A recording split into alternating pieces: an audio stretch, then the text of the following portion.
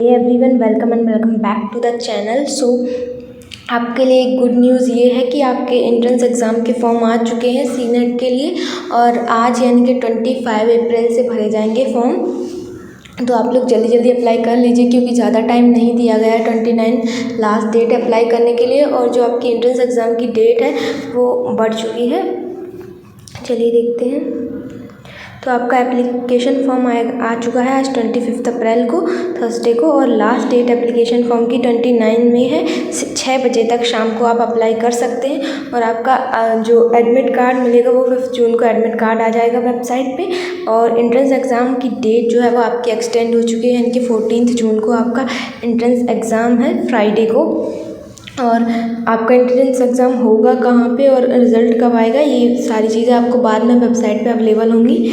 और ये वेबसाइट दी गई है जहाँ से आप एंट्रेंस एग्ज़ाम को जो है फिल कर सकते हैं, www.avvmu.un.education.in। और या फिर आप इस ईमेल से कर सकते हैं अगर आपको किसी भी चीज़ की जानकारी लेनी है। तो अभी देखते हैं जनरल इन्फॉर्मेशन में क्या क्या दिया गया है।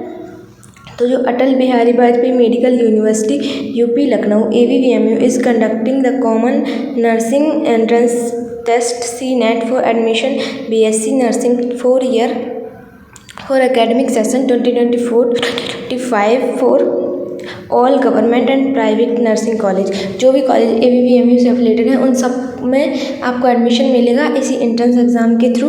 और इसमें आपका SGPGI भी इंक्लूडेड है, KGMU, RMLS और UPUMS और LLRM। जो भी मतलब ये कॉलेज के उन कॉलेजेस के नाम दिए गए हैं जिनका पहले से अलग से एंट्रेंस एग्ज़ाम होता था, लेकिन अभी सी नेट के थ्रू ही आपका जो है एडमिशन होगा।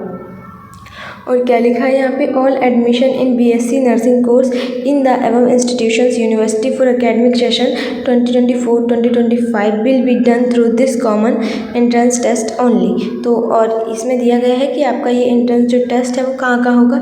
आगरा, अलीगढ़, अयोध्या, आजमगढ़, बरेली, बस्ती, गोरखपुर, बांदा, गाजीपुर, गोंडा, झांसी, कानपुर, लखनऊ, मेरठ, मिर्ज़ापुर, मुरादाबाद, प्रयागराज, मेरठ और शाहजहाँपुर और वाराणसी। तो इन जगह पे जो है वो आपका एडमिशन होगा। मतलब आप इन जगह पे जो है टेस्ट होगा, सेंटर्स हैं ये।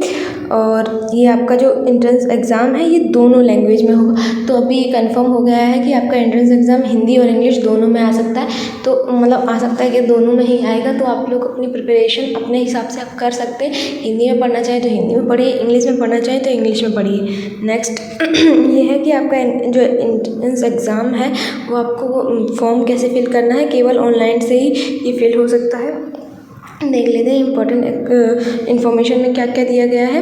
Candidates for the entrance test will have pay for 3000 for unreserved other backward, मतलब OBC या फिर जनरल को जो है वो 3000 रुपीज़ पे करने पड़ेंगे इस फॉर्म को फिल करने के लिए। और जो SC ST या PWD कैंडिडेट्स हैं उनको 2000 रुपीज़ पे करने पड़ेंगे। नेक्स्ट है examination fees shall be submitted online after successful online registration of candidate. जब आपका ऑनलाइन रजिस्ट्रेशन करेंगे आप फॉर्म के लिए, उसके बाद ही आपको ऑनलाइन फ़ीस सबमिट करनी पड़ेगी। Once the fee has submitted there shall be no refund of fee and it is non transferable for any other exam. मतलब अगर एक बार आप रजिस्ट्रेशन करके फ़ीस सबमिट कर देते हैं तो उसके बाद इस फीस का कोई रिफ़ंड नहीं मिलेगा आपको। और आपका मतलब आप चाहें कि किसी और एग्ज़ाम में ये फ़ीस ट्रांसफ़र हो जाए तो वो भी नहीं होगा। अब यहाँ पे एलिजिबिलिटी क्राइटेरिया भी दिया गया है।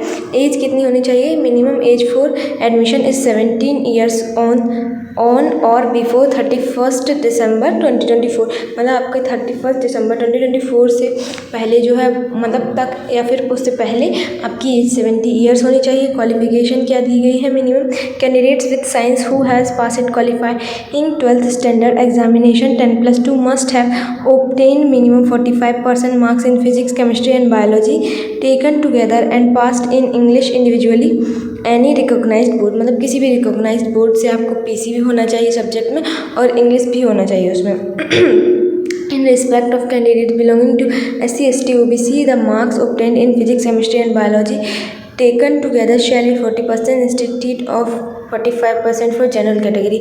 मतलब आपका इंग्लिश बायोलॉजी और केमिस्ट्री और फिजिक्स में जो है वो आपका 40% होना चाहिए टोटल मिला के, SC ST और OBC के लिए, और जनरल कैटेगरी के लिए 45% होना चाहिए। नेक्स्ट है English is a compulsory subject in 10+2 for eligibility और for admission in BSc nursing. मतलब अगर आप BSc नर्सिंग में एंट्रेंस एग्ज़ाम मतलब भरना चाहते हैं तो उसके लिए आपका जो सब्जेक्ट्स है PCB के साथ साथ आपका इंग्लिश भी कंपलसरी है। Candidates are also eligible from state open school recognised by government and national institute for of open school recognised by central government having subjects and science subjects and English only. मतलब आप किसी भी recognise board से या फिर open school से अगर आप हैं तो आप फिल कर सकते हैं फॉर्म को।